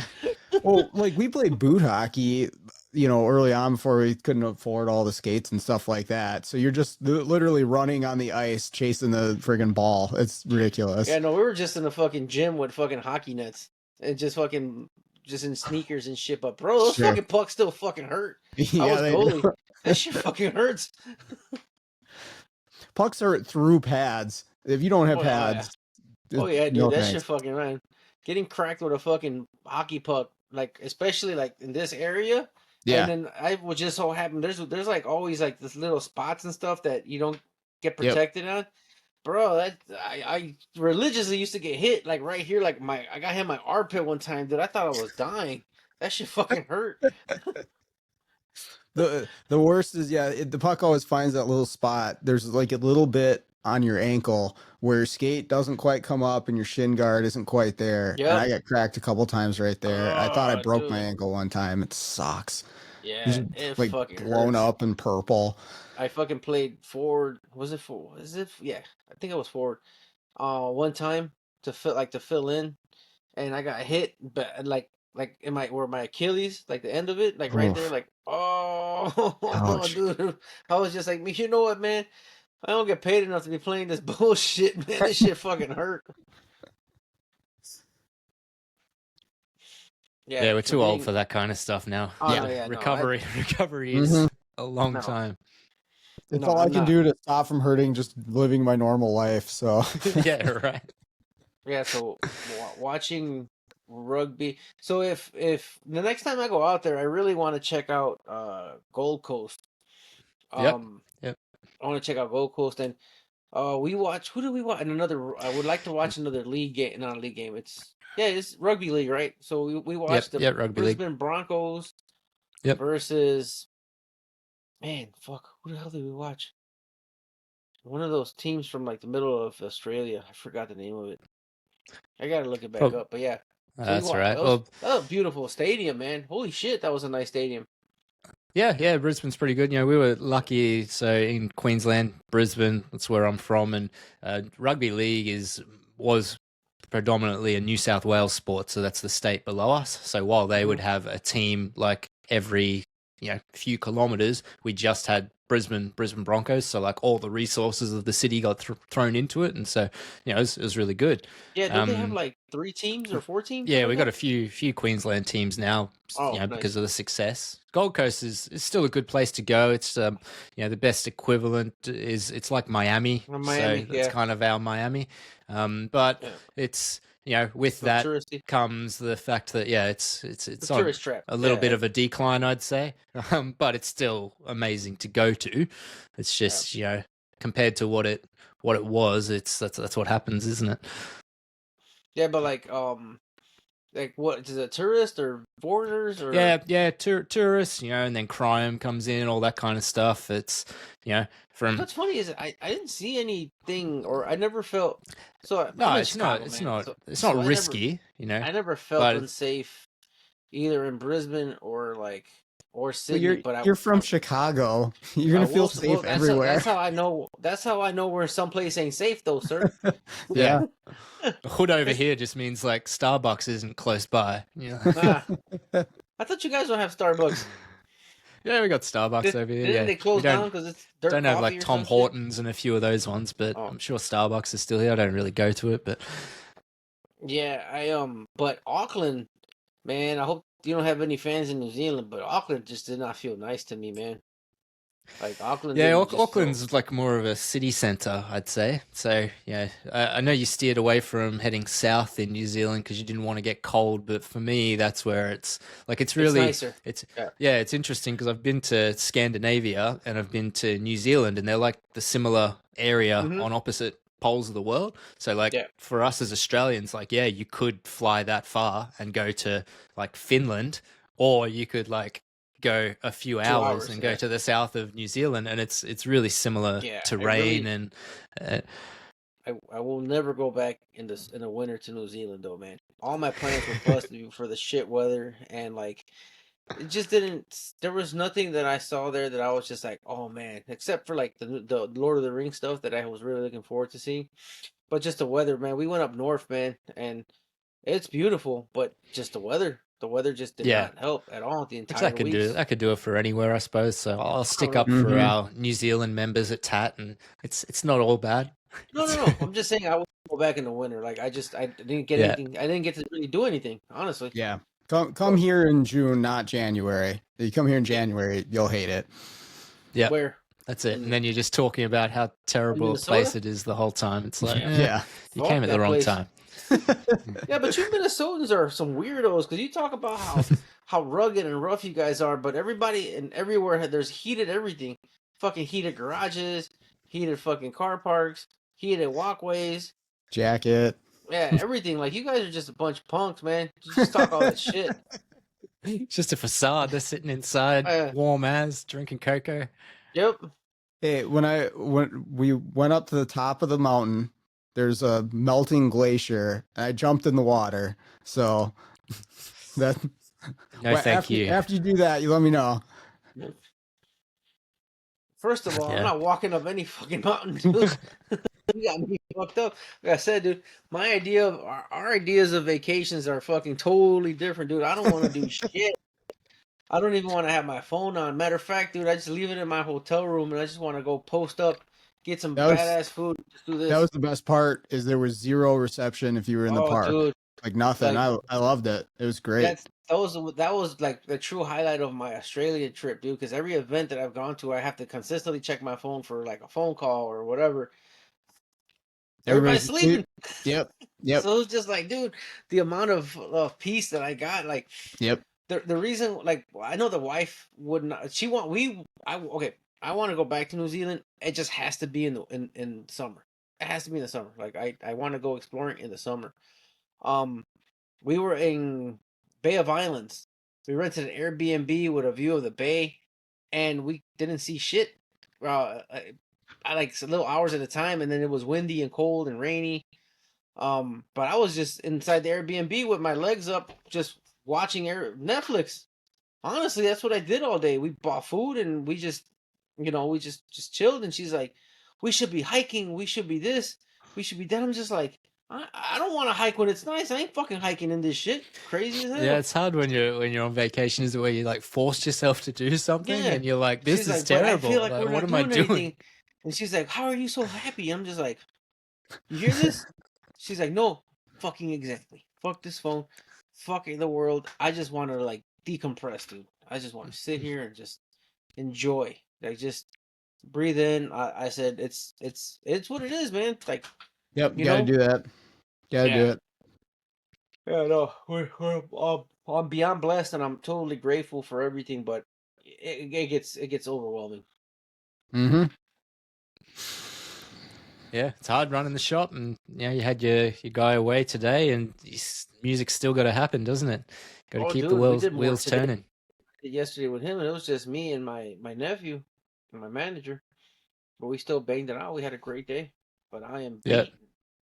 Sometimes it can help, because it focuses you in. You sort of know, okay, someone's going to be away, so like right from the start of the day, you're whereas you turn up on a regular day, and sometimes it's like, okay, monotonous. It's just a day. You drudge along a little bit.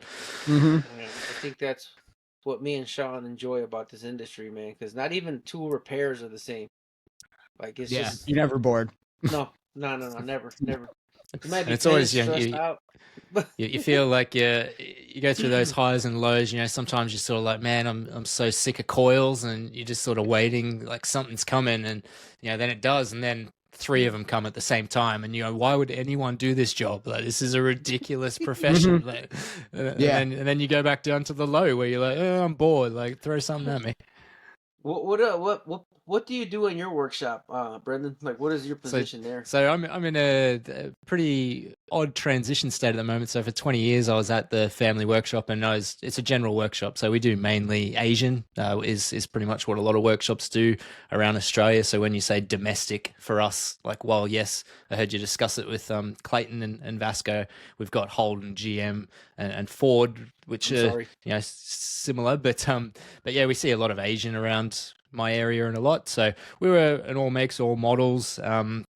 After a while, I got to the point where I'd start to step into the office a bit more. And so, sure, I'm not banging out struts or anything. And then the guys that were out on the floor, some of them would just walk all over me as far as, that's their niche, but you give them a multimeter and they go, what is this thing? What do I do with this? Right. So we sort of found our niches. I was okay with customer service. I was good with diag. So I would, sort of try and work on the business, listen to Calm Capriotto's Remarkable Results podcast, try and implement some of that kind of stuff to get the family business going better. And then, when there's diag stuff, you'd jump in, but then that becomes a difficult task as well, because you go, well, look, I can't just be taking this and going through it. How are the other guys learning? How are they progressing? So you almost move into this other role where you're sort of trying to facilitate them diagnosing stuff as well, and just being a bit of a guide for them.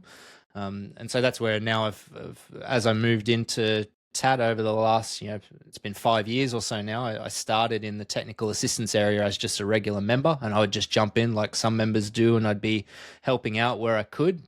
No real affiliation to TAT.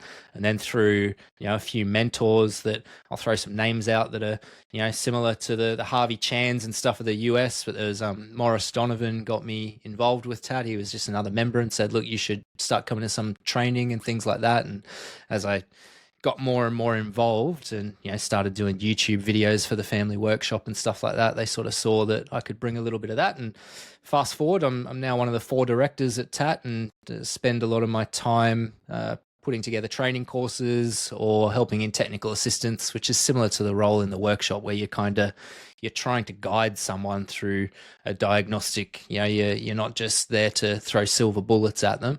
And so, show me your cam crank correlation. I might be able to tease something out of it that you didn't. You look at it and go, oh, well, it looks in time. You're like, yeah, but look at the amplitude of that. Is it really reaching a solid ground? Maybe you didn't see that. So just having someone, I quite like it. I'm enjoying that, that time of analysis. I think that's my favorite part of a diag, where it's all good grabbing something, but waiting for an intermittent problem or something like that, that's no fun. So I sort of get to see the gathered data and then try and tease out what you can from it to try and give some direction, which I really like.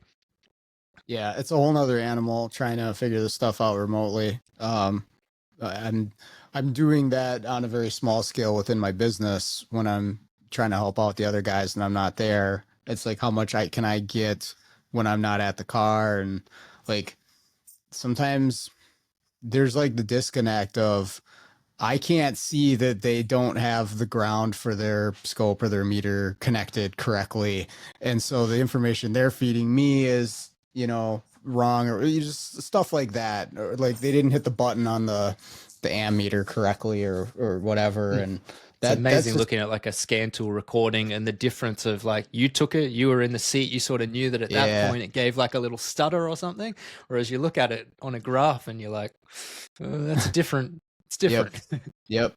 So yeah, guys that do that full time and yourself, a lot of credit there, because it's a whole nother challenge if you're not the one. There's been so many cars where, and I'm not, this isn't like a boast for me. This is saying like I have skills to improve, but that I'll be trying to help them out over the phone.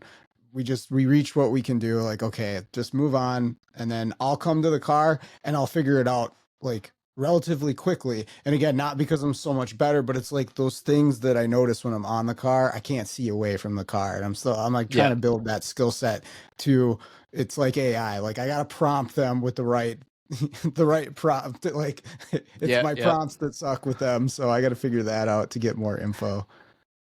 And you still get that good feeling that we all chase as technicians, where there's something totally sick in all of our heads to be doing this and to, excel at it. It's a lifestyle, not just a job really.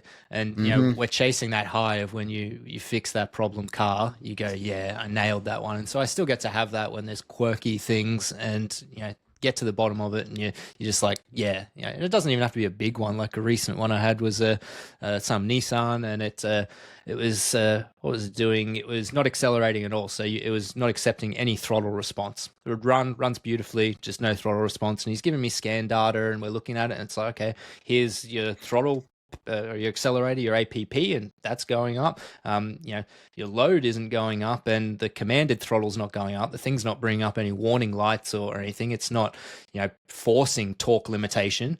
And you're just sort of thinking back through things, and I go, why don't you, let's think of this from a different angle. Like go into your other modules, and this was actually from your parasitic draw class. We'd done that recently, the webinar, and I was sort of thinking on different angles, like, let's just go into other modules and just have a look at, things that can be switched and, does anything stand out? And lo and behold, the brake pedal switches on.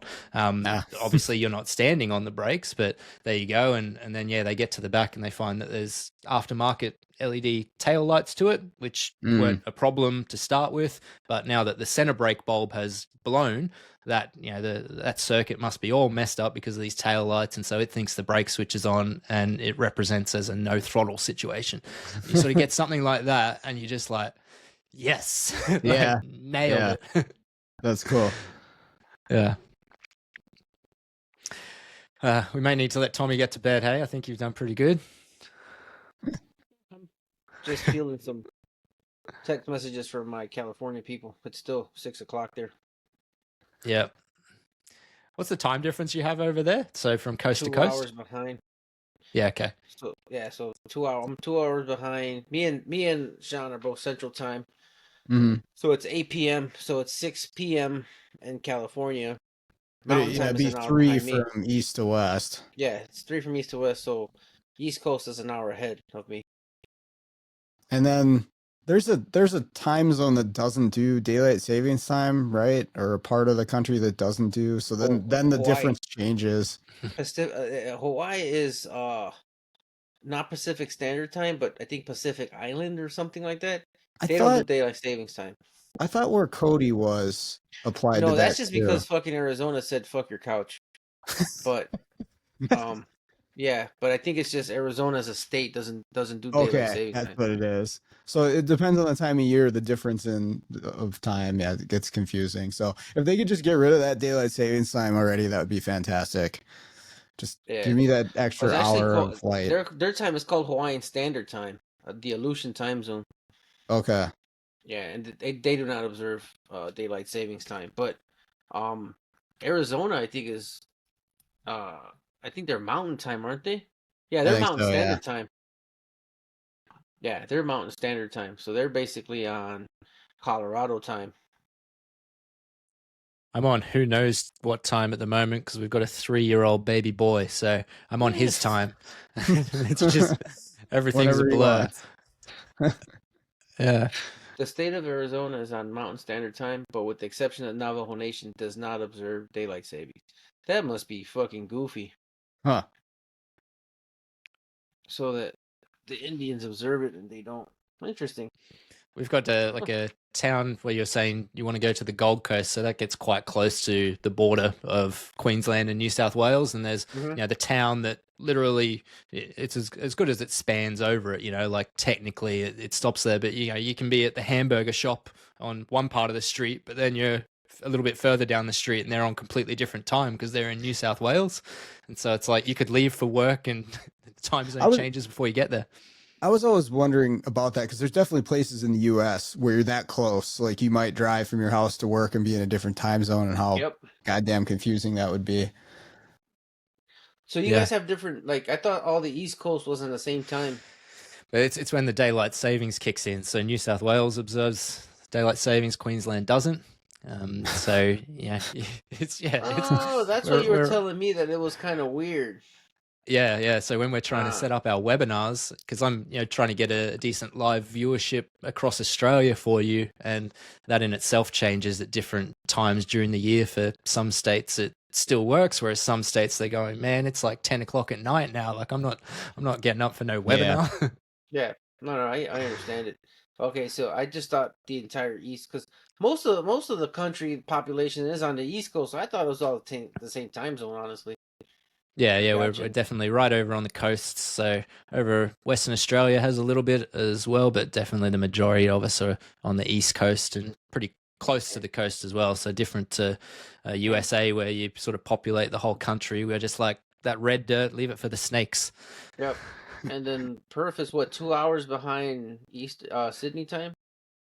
Yeah, depending, if it's daylight savings and that kind of thing. But right now it is 2 hours behind. So, we have that little bit of similar thing with tech assistance or whatnot, or you go to call someone and don't realize what the time is there, and oops, sorry.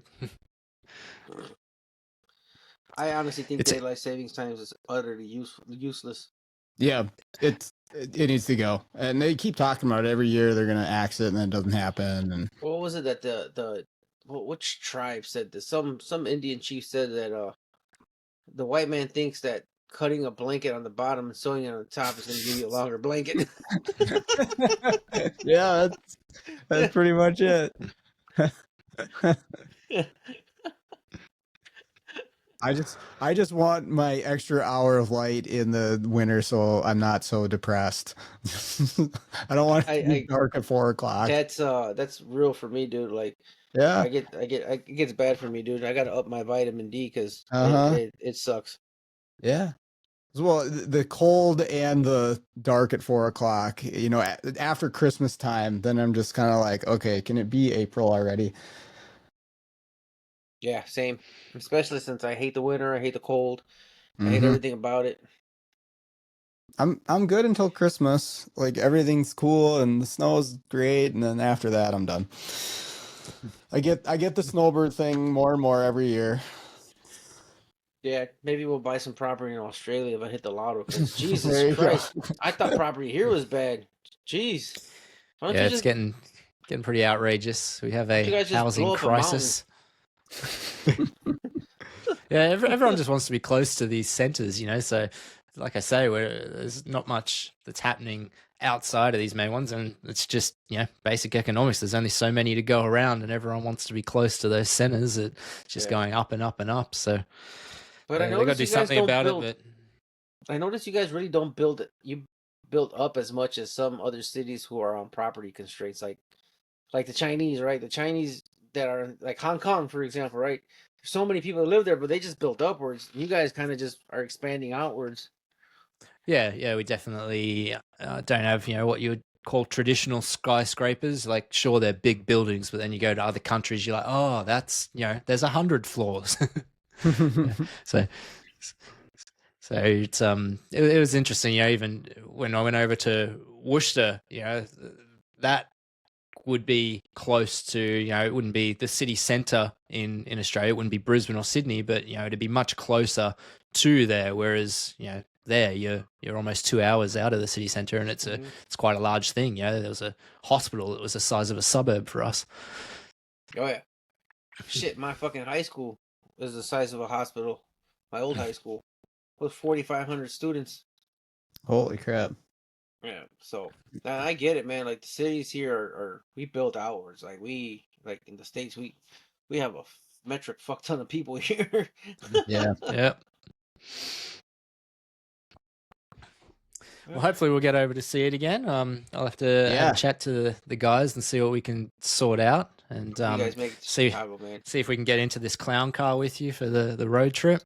Oh no, man, we're in America, man. We drive gas guzzling, dinosaur 8 burning miles to V8s the here. gallon.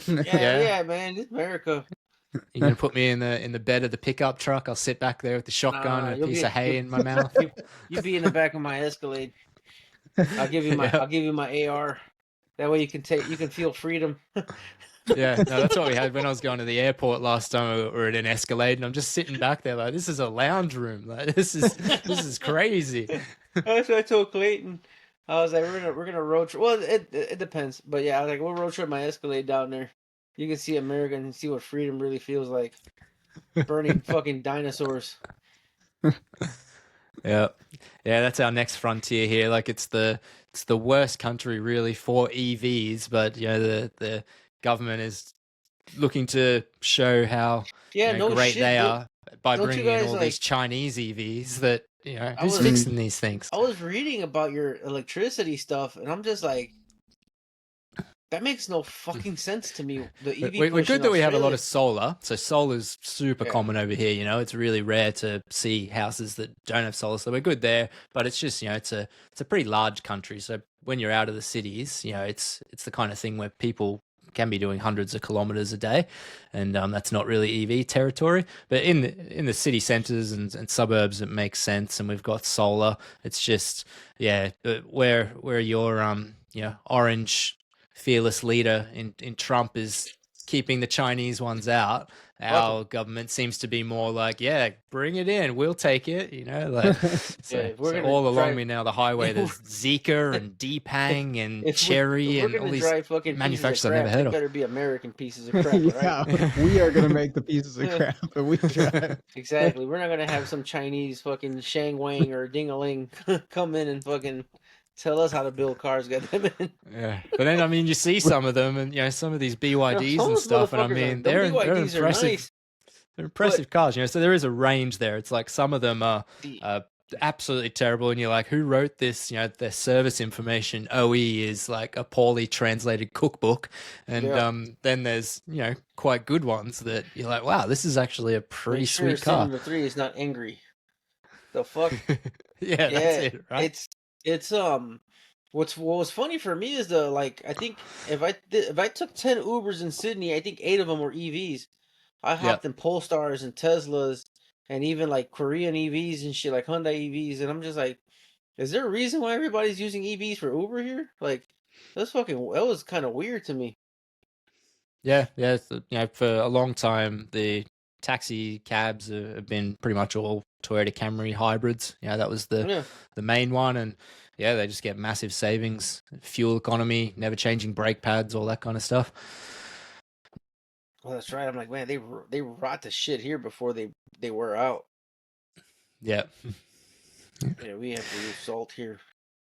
Yeah, so that was an interesting one, but Yeah, I was reading that you guys actually like don't really want to use coal, even though that's like one of your top producing Well, I wouldn't say that we minerals. as the public don't want to, No, no, no, but no. you know, I mean, come yeah, on. the powers that be that are much I smarter mean, than us, obviously. So what? what we do, it's a really smart system, I'll tell you. So we have heaps of coal, and we've got all these great mines of it, and so we dig it up. But because it's so dirty to run power plants on coal, we've got this great scheme where we sell it to China for a very low amount, and then they burn it and it goes up into the atmosphere anyway, and then we buy the goods back off them at a very elevated amount. So we're absolutely shooting ourselves in the foot, but at least we're really green about it.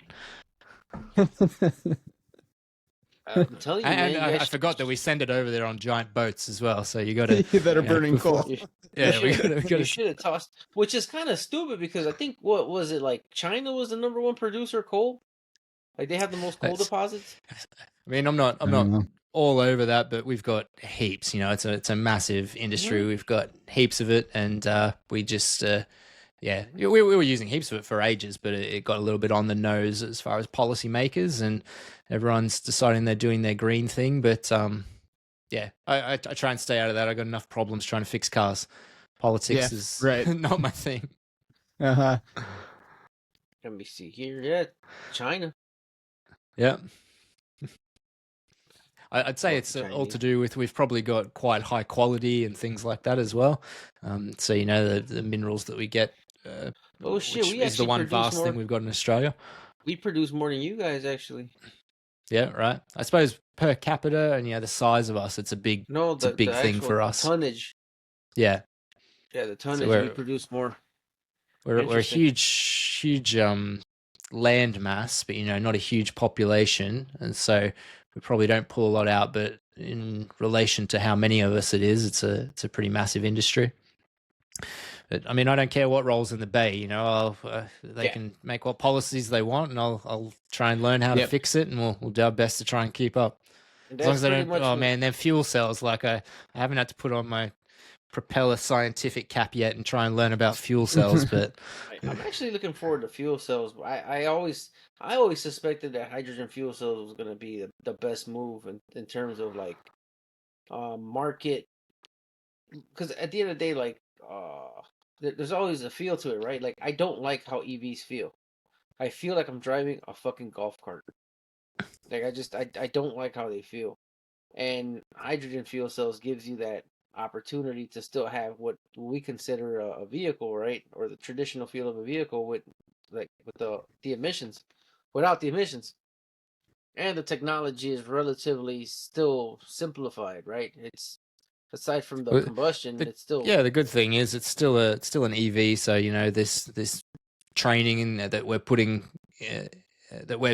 our time into and we're investing in to learn about it, it still translates over. It's just, rather than carting around this big heavy battery, we've got this science lab that we'll take around with us.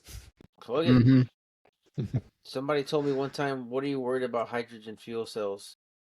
Like either you're still driving around a combustible liquid or a battery. You hit it hard enough, it's going to blow up anyway. So either you blow up a little bit, you get burned alive, or you get blown up to 100 pieces. What's the difference? You're still dead. I mean, the way things are going, I can imagine the parts catalog. It's just going to be like one part called fuel cell. You'd be like, needs a fuel cell. You're like, man, I'm trying to fix this thing. Like, come on. Like, what do you mean it needs a $20,000 one? Just give me the resistor. Come on. Yep. Nope. That Tesla does that already, so it's all right. Oh, my battery died. Well, you guys want to wrap it here? Yeah, no, I think that's probably enough for us. It's probably getting late for you, but I really appreciate it, and I'd love to come back and shoot the shit with you again some other time. So yeah, anytime, and like you say, hopefully one of us will get down there. You'll get up here, see everybody. That'd be cool. I hope so. Shit, I want to go back. I'm just too poor. Yeah. No, it feels good. This last few years, there's been good momentum. We're starting to see it all around the world now with, a lot of people connecting, and it's only a good thing for our industry. The more that we sort of connect and see the things that are the same and the same struggles, whether you're in Italy, or USA, Australia, or, it's great. Real quick, did you want to mention the class, or did you want to Yeah, save so it for your? no, all good. I don't know how long you guys wait until you put these out after recording, but from it'll be early October. We'll have Tommy back at TAT to be doing his Ford Mazda programming. So he just ran his GM programming, and it was awesome. And we're going to utilize all the effort he put into putting Australian content together to have him in early October doing his Ford Mazda, and looking forward to having you back, man. Yep. Yeah, I can't wait.